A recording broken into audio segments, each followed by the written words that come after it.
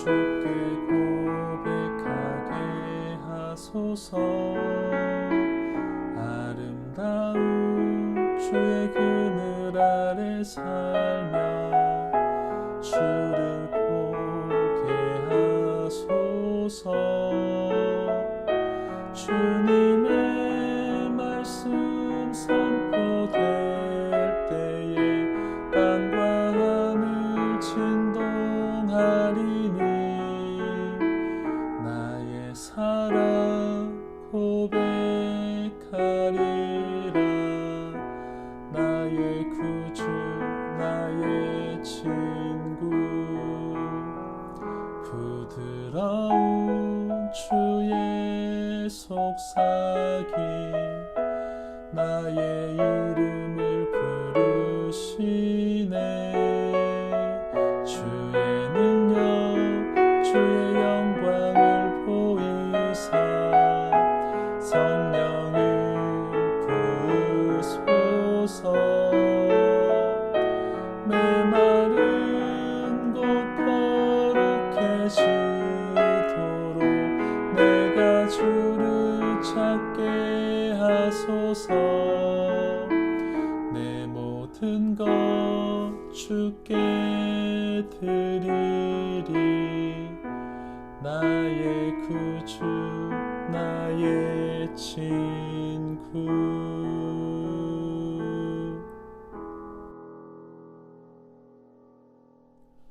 함께 기도하겠습니다. 하나님, 오늘 하루의 시작도 주님께 맡겨드리며 나갑니다. 전심으로 주님을 찾고 은혜를 구하는 이 아침 예배가 되게 하여 주시옵소서. 주님께 드리는 예배가 종교적인 습관이 되지 않게 하시고 믿음으로 나아가는 제사가 되게 하여 주시옵소서. 이 시간 각 처소에서 예배하는 모든 자들에게 은혜의 비를 내려주시사 우리가 어디에서 예배하든지 하나님의 살아계심을 느끼고 고백하며 우리의 기도에 응답하시는 하나님을 경험하는 아침 되게 인도하여 주시옵소서. 이 아침도 예배하신 은혜로 채워주실 것을 믿고 감사드립니다. 예수님의 이름으로 기도합니다. 아멘. 6월 22일 화요일 새벽기도에 함께 하신 모든 분들을 주님의 이름으로 환영하고 축복합니다. 이 아침도 말씀 가운데 우리를 향하신 지혜의 권면을 깨달아 하나님이 기뻐하시고 하나님이 원하시는 삶의 방향으로 우리의 발걸음을 행할 수 있기를 축복합니다. 오늘 함께 살펴보실 하나님의 말씀은 구약성경 잠언 27장 14절에서 27절까지의 말씀입니다. 잠언 27장 14절에서 27절까지의 말씀을 저와 여러분이 계신 그 자리에서 함께 읽도록 하겠습니다. 이른 아침에 큰 소리로 자기 이웃을 축복하면 도리어 저주같이 여기게 되리라. 다투는 여자는 비 오는 날에 이어 떨어지는 물방울이라. 그를 제어하기가 바람을 제어하는 것 같고 오른손으로 기름을 움키는 것 같으니라. 철이 철을 날카롭게 하는 것 같이 사람이 그의 친구의 얼굴을 빛나게 하느니라. 무화과 나무를 지키는 자는 그 과실을 먹고 자기 주인에게 시중 드는 자는 영화를 얻느니라. 물에 비치면 얼굴이 서로 같은 것 같이 사람의 마음도 서로 빛이 있느니라. 수올과 아바도는 만족함이 없고 사람의 눈도 만족함이 없느니라. 도가니로 은을, 풀무로 금을, 칭찬으로 사람을 단련하느니라. 미련한 자를 곡물과 함께 절구에 넣고 공의로 찌을지라도 그의 미련은 벗겨지지 아니하느니라. 내 양떼의 형편을 부지런히 살피며 내 소떼에게 마음을 두라. 대저 재물은 영원히 있지 못하나니 멸류관이 어찌 대대에 있으랴. 풀을 벤 후에는 새로 움이 돋나니 산에서 꼴을 거둘 것이니라.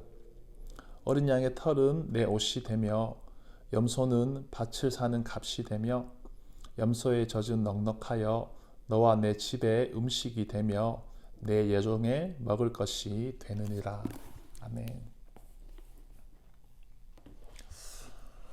로마 제국의 문학가였던 안나이우스 세네카라는 사람이 있습니다. 이 사람은 네로 황제의 스승으로도 유명하며 그와 동시에 로마 제국의 정치가이자 사상가로 활동했던 그런 사람입니다. 그는 자신이 해야 할 일과 하지 말아야 할 일을 잘 구분하는 사람이 진정한 지혜가이다라고 그렇게 이야기했습니다. 그 말은 하지 말아야 할 일을 억지로 하면서 시간을 낭비하는 것은 어리석은 삶이라는 뜻을 가지고 있습니다. 똑같이 주어진 시간에 꼭 해야 할 일의 우선순위를 둠으로 인생의 낭비를 하지 말라는 교훈을 이야기하고 있는 것입니다. 오늘 본문은 그와 같은 맥락으로 인생의 타이밍이 얼마나 중요한가를 이야기하고 있습니다. 본문의 전반부는 어떤 일을 할 때에 그 상황과 타이밍에 맞게 하는 것이 지혜다라고 그렇게 권면을 합니다.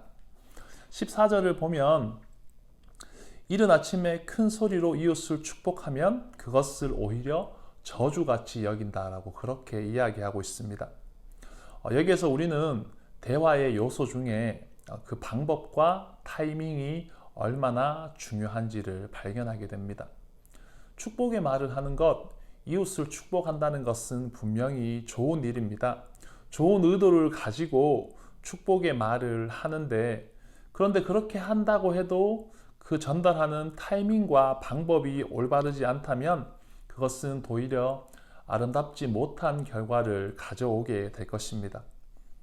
모두가 잠든 새벽 3시, 4시에 이웃의 집에 찾아가서 당신은 사랑받기 위해 태어난 사람이라고, 주님의 이름으로 당신을 축복한다고 그렇게 큰 소리로 외친다면 아무리 좋은 의도를 가지고 그 일을 시작했다고 할지라도 그것을 받아들이는 사람은 좋은 의도로 받아들이지 못하고 되려 그 일로 인해 화를 내게 될 것입니다. 어떤 일을 할 때는 나의 의도와 나의 기분만 생각할 것이 아니라 상대방의 입장을 배려하고 헤아리는 그 마음이 함께 동반되어야 한다는 이야기입니다. 가상의 이야기를 통해 교훈을 주는 이솝 우화 중에 소와 사자의 슬픈 사랑 이야기라는 그런 이야기가 있습니다. 어느 초원에서 소와 사자가 만났는데 서로 첫눈에 반해 둘이 결혼을 하게 되었습니다. 둘은 서로를 사랑하기에 서로에게 가장 좋은 것을 주고 싶은 마음으로 자기가 좋아하는 음식을 대접해 주었습니다. 소는 싱싱한 풀을 가져다가 사자에게 대접하였고, 사자는 갓 사냥한 싱싱한 고기를 소에게 갖다 주었습니다. 초식 동물에게 고기를 주고 육식 동물에게 풀을 먹으라고 하니 그 결과가 어떻게 되겠습니까? 둘은 너무 사랑했고 서로를 위해서 최선을 다했지만 얼마 못 가 결국 헤어지게 되었습니다. 우리는 때때로 사람과 섬김이라는 명목으로 상대방의 입장과 상황을 헤아리지 못하고 내가 원하는 대로 내가 주고 싶은 것만 주려고 할 때가 있는 것 같습니다. 그리고 나서는 상대방의 좋은 반응을 기대합니다. 그러나 성경은 상호 간의 입장을 배려하는 지혜가 없다면 그 일이 되려 좋지 못한 결과를 가져오게 된다라고 우리에게 가르치고 있습니다. 이것은 복음을 전할 때에도 같은 맥락으로 적용이 됩니다. 내 입장에서 생각하지 말고 아직 복음의 내용과 감격을 모르는 사람의 입장에 서서 그 눈높이에 맞춰 전하려는 노력과 연구는 더 효과적인 전도의 열매를 맺어지게 할 것입니다. 상대방의 입장을 헤아리고 배려하는 그 지혜가 우리 가운데 있기를 기도하며, 그런 우리의 삶을 통해 그리스도의 향기가 우리 이웃들에게 전해지는 그런 하루가 되기를 기도하는 오늘이 되었으면 좋겠습니다. 그 뒤의 내용을 보면 다투는 여자는 비 오는 날에 이어서 떨어지는 물방울과 같은데 그것을 제어하기가 바람을 제어하고 기름을 잡는 것과 같다라고 그렇게 이야기했습니다. 여기서 말하는 다투는 여자라는 표현은 남녀의 성별을 구별하는 것이 아니라 잠언의 표현 방식 중에 하나입니다. 잠언에서 말하는 지혜는 호쿠마라는 단어인데 그것이 곧 여성형 동사입니다. 그래서 여성형 동사로 지칭되는 그 지혜와 상반되는 표현으로 비교하기 위해서 다투는 여자라고 표현을 한 것이지, 사실은 남녀를 모두 포함해서 다투는 사람으로 보는 것이 더 매끄러운 해석과 적용이 됩니다. 그러면 이 말은 곧 끊임없이 다투는 사람이 모두에게 고통을 주는 것을 표현하는 그런 내용이 됩니다. 이스라엘에서는 대부분의 집이 평평한 지붕으로 되어 있다고 합니다. 그래서 비가 많이 오는 우기가 되면 그 중에 약한 부분으로 물이 떨어지는 현상이 자주 발생을 한다고 합니다. 예전에는 건축 기술이나 방수 시설이 지금보다 더 발달되지 못했기 때문에 그런 현상이 더욱 자주 일어났을 것입니다. 여러분, 천장에서 물이 떨어지는, 비가 새는 그런 집에서 지내본 경험이 있으십니까? 그것도 가끔씩이 아니라 쉴 새 없이 그런 현상이 발생을 한다면 그것은 굉장히 큰 고통으로 우리에게 다가올 것입니다. 물이 떨어지면 바닥이 젖는데 그것을 방지하기 위해서 그 밑에 양동이를 대야 하고, 물이 차면 그 양동이를 비우고 또 새로 갖다 놓아야 합니다. 그리고 자려고 누우면 물방울이 똑똑 떨어지는 그 소리가 얼마나 방해되고 거슬리는지 모릅니다. 그것처럼 끊임없이 다툼을 일으키는 사람이 모두에게 고통을 가져다 주게 되는 것입니다. 그리고 그와 더불어 또 하나 발생하는 문제는 그렇게 다투는 사람을 제어하는 방법이 쉽지 않다는 것입니다. 본문은 바람을 제어할 수 없고 기름을 손으로 잡을 수 없는 것처럼 그런 사람을 컨트롤하는 것이 굉장히 어려운 일이라고 이야기합니다. 성경에서 오른손은 능력과 권세를 상징하는데 그 능력과 권세를 상징하는 오른손으로도 기름을 잡을 수 없으니 능력과 권세로 그런 사람을 컨트롤하려고 해도 그게 잘 안 된다는 것을 우리에게 상징적으로 보여주고 있는 것입니다. 같은 맥락으로 본문 22절을 보면 미련한 자를 곡물과 함께 절구에 넣고 두드려도 그의 미련이 벗겨지지 않는다라고 이야기합니다. 곡식을 절구에 넣고 두드리면 그 껍질이 벗겨지게 되어 있습니다. 그런데 미련한 사람들은 무슨 방법을 써도 그 미련한 마음이 쉽게 없어지지 않는다는 것입니다. 그러면 어떻게 해야 되겠습니까? 스스로 돌이켜 변화되어야 하는 것입니다. 여러분, 이 말씀을 보면서 누구를 생각하셨습니까? 이 말씀을 빗대어 주위에 다투는 사람이 누구인지 찾아보고 생각하셨습니까? 그런데 사실 성경 말씀은 가장 먼저 나에게 비추고 나에게 적용이 되어야 하는 말씀입니다. 우리는 이 말씀을 보면서 다른 누군가를 생각할 것이 아니라 내가 지금 다투는 자가 아닌지 생각해보고 나로 인해 공동체 안에 함께 지내는 사람들이 힘들어하고 있지는 않은가를 돌아보아야 할 것입니다. 사람의 미련한 마음은 외부의 통제나 강압으로 벗겨지기가 쉽지 않다고 이야기했습니다. 스스로 깨닫고 돌이켜야 하는 것입니다. 누가 그 일을 할 수 있겠습니까? 하나님의 말씀을 볼 때 성령께서 그 마음 가운데 감동을 주시고 깨닫게 하시고 변화를 향한 결단을 하게 하실 때에 그 일은 가능해지는 것입니다. 그래서 우리는 계속해서 성령께 묻고 나의 삶이 하나님의 통제를 받는 훈련을 해 나가야만 합니다.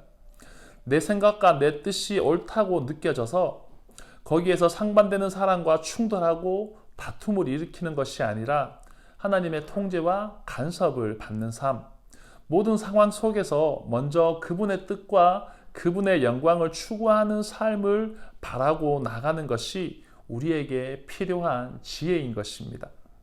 오늘 하루를 시작하면서 미련과 고집과 다툼을 버리고 그리고 부드러운 마음으로 하나님의 말씀에 순종하는 그런 은혜가 있게 해달라고 함께 기도하는 우리가 되었으면 좋겠습니다. 그래서 가정과 교회와 일터에서 그리스도의 화평을 증거하는 그런 우리 되게 해달라고 함께 간구하는 아침이 되기를 소망합니다. 세 번째 보겠습니다. 17절 말씀을 보면 철이 철을 날카롭게 하는 것처럼 사람이 그의 친구의 얼굴을 빛나게 한다라고 본문은 이야기하였습니다. 여기에서 사용된 날카롭다는 말과 빛나게 한다는 말은 히브리 말로는 같은 단어인 하다드라는 단어를 사용합니다. 즉 철이 철을 날카롭게 연마하는 것처럼 사람의 인격도 서로 부딪혀서 다듬어지고 성장하면서 그렇게 빛나는 것, 상호간에 선한 영향을 준다는 의미로 우리가 해석을 할 수 있는 것입니다. 이것을 다르게 표현하자면 공동체의 필요성을 의미하는 내용으로 접근할 수도 있습니다. 왜냐하면 혼자 지내면서 상호간의 인격을 다듬는 일은 발생하지 않기 때문입니다. 유대인들은 율법이나 탈무드를 공부할 때에 하나의 주제를 놓고 친구와 함께 토론을 합니다. 그렇게 함으로 더 깊은 생각과 더 넓은 지식을 가질 수 있고 토론을 할 때에 상대방에 대한 매너도 함께 배울 수 있기 때문입니다. 그래서 유대인들에게는 좋은 친구란 서로의 생각과 학문을 깊어지게 하는 사람이며 이것은 그들의 학습 방식인 하브르타 교육에서도 어렵지 않게 발견할 수 있습니다. 여러분, 팬데믹으로 온 세상이 한바탕 몸살을 겪은 후에 우리의 신앙생활에는 많은 변화가 찾아오게 되었습니다. 그리고 그 중에 하나가 집에서 혼자 신앙생활을 하겠다는 사람이 부쩍 많아지는 것을 느끼게 되는 요즘입니다. 물론 특수한 상황 속에서 서로의 안전을 위한 배려가 필요한 것은 사실입니다. 그러나 성경의 원리는 하나님께서 우리를 공동체로 부르셨다는 것입니다. 로마서 12장을 보면 우리를 공동체로 부르셔서 서로 사랑하고 우애 있고 존경하며 살아가라고 그렇게 말씀하셨습니다. 에베소서 4장은 그리스도 예수의 구속함을 통해 부르심받은 교회의 공동체가 겸손과 온유와 오래 참음으로 서로 사랑하고 용납하라고 이야기했습니다. 로마서 8장은 부르심받은 우리가 서로 합력하여 선을 이루어 갈 것을 말씀하셨습니다. 이 모든 일들이 혼자서 할 수 있는 것이 아님을 우리는 알고 있습니다.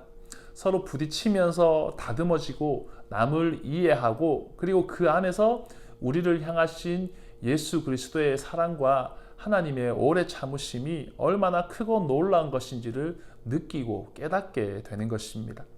그리고 우리 가운데 허락하신 그 사랑을 우리가 그 공동체 안에서 실천함으로 말미암아 예수 그리스도의 그 복음의 향기가 세상을 향해 흘러가게 하는 것이 우리에게 맡겨진 사명임을 우리가 기억해야 할 것입니다.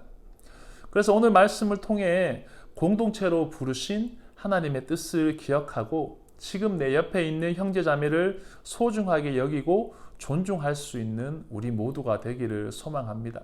그리고 서로가 서로를 연마해 줌으로 말미암아 우리의 인격이 성장하고 변화되고 우리의 얼굴이 빛이 나며 우리의 신앙이 정말 세상 속에서 하나님의 영광을 드러낼 수 있는 그런 신앙으로 나갈 수 있도록 우리가 결단하고 간구하는 이 아침이 되었으면 좋겠습니다. 말씀을 정리하겠습니다. 상대방을 배려하는 마음과 나를 겸손하게 낮추는 지혜가 우리 가운데 있기를 원합니다. 공동체 안에서 나의 모습을 돌아보면서 다툼과 갈등이 아닌 화합과 하나됨을 힘써 일하는 내가 되도록 기도하는 아침이 되었으면 좋겠습니다. 그리고 우리를 공동체로 부르시고 그 안에서 다듬어지게 하신 하나님의 뜻을 기억하고 우리가 우리 옆에 있는 형제 자매에게 존중과 배려 그리고 매너를 가지고 서로를 더욱더 성장하게 할 수 있는 그런 매개체가 될 수 있는 삶으로 나갈 수 있도록 은혜를 간구하는 이 아침이 되기를 원합니다. 그런 은혜가 우리 가운데 있기를 간구하면서 함께 기도하겠습니다. 하나님, 잠언 27장을 통해 당신의 뜻을 알게 하시니 감사합니다. 연약한 우리의 인생 가운데 찾아오신 하나님의 그 은혜를 고백합니다. 말씀을 통해 가르치시는 지혜의 권면을 따르고 순종함으로 하나님의 인도하심을 경험하는 이 하루 되게 하여 주시옵소서. 자기를 낮추신 그리스도 예수를 본받아 나보다 남을 낮게 여기고 상대방을 먼저 생각하고 또한 겸손하고 배려하는 마음으로 이웃을 대하며 공동체 안에서 하나됨을 도모하는 우리의 생활, 우리의 교회가 되기를 원합니다. 세우신 공동체 안에서 서로의 모습을 통해 다듬어지고 변화되고 성장되는 은혜가 있게 하시고 그리스도 예수의 향기를 이 땅 가운데 드러내는 우리들의 삶이 되도록 인도하여 주시옵소서. 하나님, 지으신 바 창조의 목적을 회복하며 아버지의 마음을 시원케 하는 인생 되도록 이 하루도 우리의 인생을, 우리의 마음을, 그리고 우리의 생각을 주장하여 주시옵소서. 허락하신 은혜와 사랑에 감사드립니다. 예수님의 이름으로 기도합니다. 하늘에 계신 우리 아버지여, 이름이 거룩히 여김을 받으시오며 나라가 임하옵시며 뜻이 하늘에서 이룬 것 같이 땅에서도 이루어지이다. 오늘날 우리에게 일용할 양식을 주옵시고 우리가 우리에게 죄진 자를 사하여 준 것 같이 우리 죄를 사하여 주옵시고 우리를 시험에 들게 하지 마옵시고 다만 악에서 구하옵소서. 대개 나라와 권세와 영광이 아버지께 영원히 있사옵나이다. 아멘. 오늘도 우리 가운데 허락하신 은혜로 승리하는 귀하고 복된 날 되기를 소망합니다. 함께 기도의 자리로 나가겠습니다.